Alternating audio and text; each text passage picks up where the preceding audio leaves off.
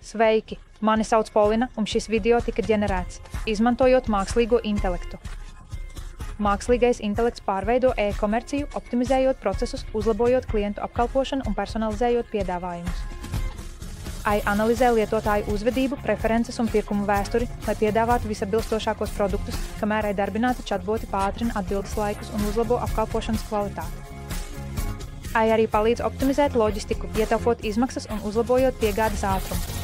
Mašīnu mācīšanās algoritmi ļauj uzņēmumiem ātri pielāgoties tirgus tendencēm un pieprasījumu svārstībām.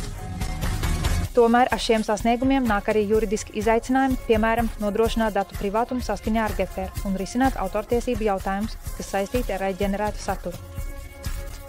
Viens no lielākajiem uztraukumiem ir noteikti atbildība par AI pieņemtajiem lēmumiem, īpaši, ja tie pārkāpj lietotāju tiesības.